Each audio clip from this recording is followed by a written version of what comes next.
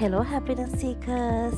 ගොඩ දවසකින් මම්මගේ ලිවින් රූම් එක ඩෙකරේට් කරගන්න බැරි වුණ මාර්තු මාසෙ ගත වුණ හරි අමාරු දවස්වලින් එකක් මේ. මිනාය බබා ඔය දවස් ටිකේ හොඳටම අසනීප වුණ නිසා මාත් ඉඳිය හොඳින් නෙවෙයි ඉතින්. හැම අම්ම කෙනෙක්ටම ලොකු අමාරු කාලයක් නිතින් දරුවෝ අසනීප වෙන දවස්.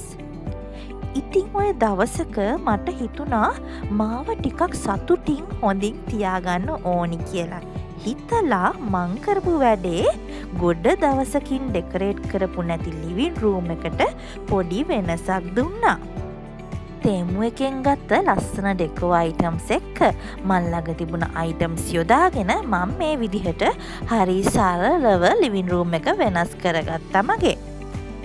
මේ ලස්සන වෙනස මගේ මානසික මට්ටම යහපත් තත්ත්වයට ගන්නත් ලොකු උදව්වක් වුණා. ඉතින් මම්මගේ ඩෙඩ් වෙලා තිබුණ බැටරිස් රීචාර්ජ් කරගෙන බබාව ඉක්මනින් සුව කරගන්න ගේමට ආයි වැස්සා. මාර්තු මාසෙ තිබුණ මේ කාලගුණ දේශගුණ විපර්යාස නිසා එහෙ බැලුවත් ලෙඩ මෙහෙ බැලුවත් ලෙඩ වගේ තත්ත්වයන් නේද තිබුණේ ඔයාලටත්.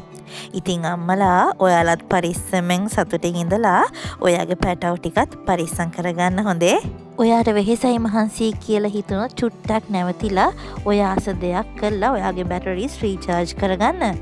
ඒ වගේම කොහොමද ඉතින් මගේ මේ ලිවින් රූම් ඩෙකෝ අයිඩියාස් ටිකත් ලස්සනයිද? කමෙන්ට් එකකින් කියන්නකෝ. පස්සේ මට හිතුණා මේ කෝණ එකට ඉන්ඩෝ ප්ලාන්ට්ස් ටිකක් එකතු කරගෙන මේ විදිහට වෙනස් කරගත්තොත් හොඳයි කියලා. මට නම් ඉතින් ඉන්ඩෝ ප්ලාන්ට්ස් කියන්නේ මැජික් එකක්ම තමයි. Thanks for watching. මං හැපිනස් සීකෝවී.